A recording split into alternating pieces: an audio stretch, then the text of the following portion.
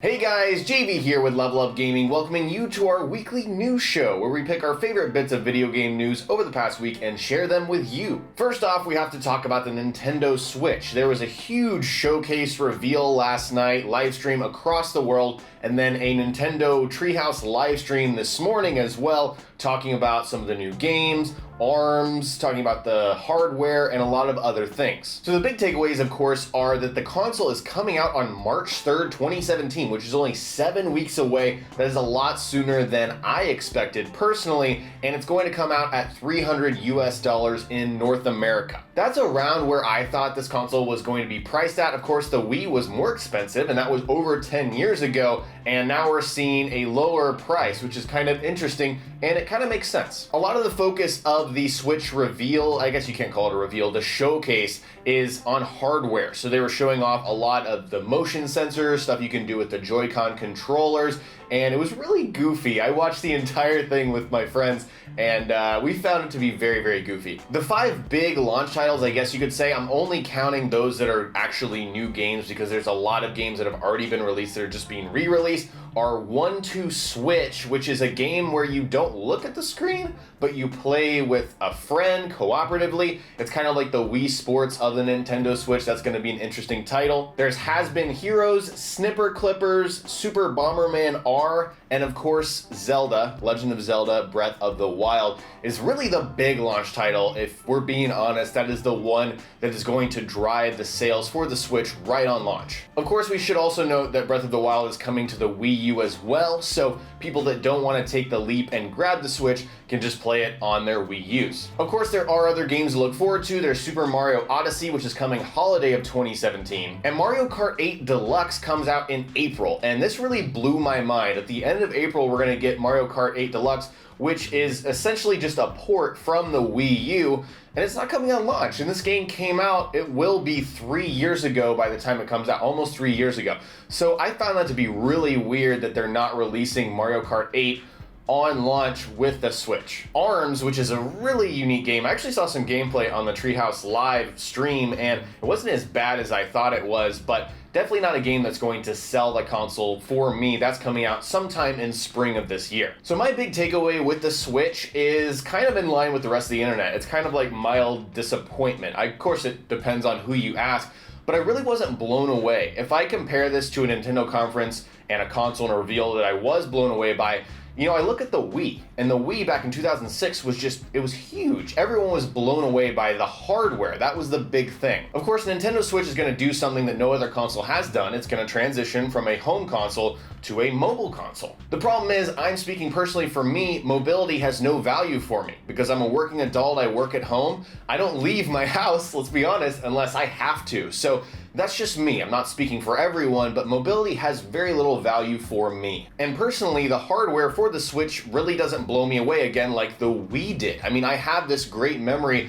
of waking up really early in the morning, going to the mall, waiting in line for a Nintendo Wii, and grabbing it and just being blown away by that hardware, by the motion controls for years. I mean, I've got great memories of playing Mario Party, which might be weird for some people. Wii Sports, of course, was just a great, great game that came with the Wii itself. And then Twilight Princess, I remember playing a lot of that. And of course, Super Smash Brawl. And those were just great experiences.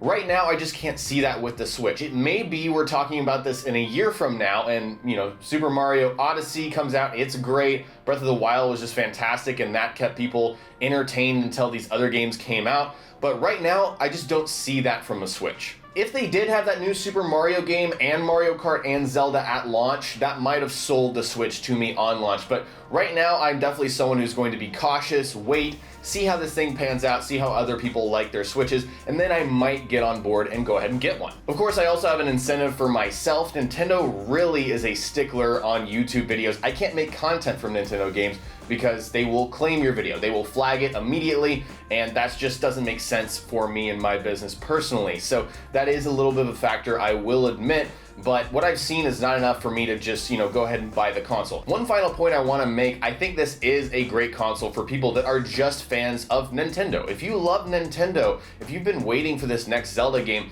then yeah, obviously it makes sense. You're gonna go out and buy this console. Of course, I saw Breath of the Wild at E3 this past year, and it was incredible. It was so good. But personally, I'm just not a big enough fan of it to go out and grab a $300 console with a new game, more controllers, and all of that stuff. Next up, there was an update to Mass Effect Andromeda news with the Andromeda Initiative. We got a new video showing off the Tempest, which is the new Normandy essentially, and the Nomad, which is the new Mako. The entire video is narrated by Calo Jath, which is going to be the new pilot on the Tempest, who's a Solarian, and from what I heard, he sounds great. His voice sounds really good. He's going to be quirky and fun. He's essentially the new Joker. We got to look at almost everything inside of the new ship. So there's a research room for R&D, like upgrading your weapons, armor, and the Nomad, of course, which is held in the cargo room. We got some insight on how we're going to get these upgrades through the Tech and Bio Lab through our discoveries, which is really cool. There's going to be a system in which we go to planets, mine with drones, which is awesome, and then bring that stuff back to the Tempest, go through R&D, and upgrade our stuff. So it's kind of similar to the planet scanning if I had to guess, but not as boring, hopefully. We saw the meeting room, armory, engineering, medbay, the galley, crew quarters, Pathfinder's quarters, where you can invite people up if you want to. You know what I mean, right? And then the bridge, the nav system, which is basically the new galaxy map, which looks really improved from what we've seen so far. It just looks really sleek. The inside of the Tempest looks so cool. Very cool. I'm very excited to walk around it. It looks more spacious than past ships, the Normandy, what we've seen in the first 3 games. They also showed off a little clip of the Nomad, which apparently can switch from 4 wheels to 6 wheels depending on the terrain. Apparently it's the all-terrain vehicle. It's equipped for all kinds of surfaces and planets, which makes sense for the Andromeda Initiative. Also, this thing has a boost, it has a jump thrust, and these things can be upgraded. It can also project a shield to protect whoever's trying to get out of it with your squad, which is really cool. So I imagine just barreling into some kind of conflict, hopping out, having it project a shield, protect us for a little bit, and then when that shield goes down, it can do a shield blast, which will blow away enemies, which is awesome. And finally, like I said, you can scan planets using mining drones that you can deploy from the Nomad, and also it has a radar and a scanner, just all kinds of stuff that makes sense for an exploring vehicle. For me, this was the Andromeda Initiative trailer that really propelled the hype to astronomical levels, because I think a lot of it was concrete. I'm going to go in the Tempest, I'm going to see these things, this is what the Nomad is going to be like. All of that stuff was concrete, and that's what I know I can expect when I play the game in March. So I just love the hell out of this trailer, and I really like what they're doing with the Andromeda Initiative. A lot of people have been complaining. I'm on the other side. I think what they're doing is fantastic, releasing little tidbits one at a time. We're probably going to learn more about some companions before the game comes out in this same kind of way with the Andromeda Initiative. So I believe we have 3 more entries with the Andromeda Initiative before the game comes out in 10 weeks from now. Our final bit of news is for Scalebound, which is an action RPG title from Platinum Games, who made Bayonetta. It has been canceled, and a lot of people are disappointed by that. Personally, when I saw the game first revealed at E3 2014, I wasn't super excited about it, and I think it's just wasn't my game. It wasn't a game that I would immediately pick up and go play unless it got really good reviews. Just not my kind of game, and that's okay. But this is even bigger news because people are worried about Xbox not taking risks and going more towards multiplayer only titles that can be constantly updated.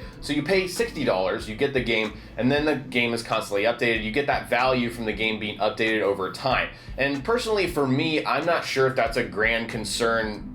From where I see things, I don't see Xbox taking a huge, approach towards that. In 2017, we're expecting Crackdown 3, Sea of Thieves, State of Decay 2, I think is on there, but that's not really a game I'm super looking forward to unless something blows me away. And then Halo Wars 2. So that's Xbox's really big lineup, and it doesn't seem very big, I'll be honest. But I think that 2016 was so good that I'll be held over, especially Overwatch. As you guys know, I love Overwatch. I'm going to be tied over with Overwatch for an extended period of time. Of course, I want really good new games, and I'm getting that out of Andromeda, which is another game that I'll be playing a ton of. So like I said, from my point of view, I'm not super concerned about Scalebound being canceled. It doesn't point to a larger issue for me. That's just my perspective on this. Very quickly, let's talk about new releases. Not really huge titles, but a few things are coming out in the next week. We've got Rise and Shine, which is an adult Adult Swim side-scrolling game hasn't gotten great reviews. That's coming out today. Road Redemption is coming out January 15th in 2 days. That's like a motorcycle combat game that's been released on other platforms. Now it's being brought to the current generation of consoles. 2064 Read-Only Memories is coming to the PS4 on January 17th as well. It's kind of like an adventure, not really point and click. It's a very different kind of game that has been, again, on other platforms coming to the PS4. And then finally, we've got The Flame and the Flood coming out January 17th. It's kind of like a roguelike survival game. This is the one that interests me the most, but again, probably not going to pick it up just because I've been working on other things.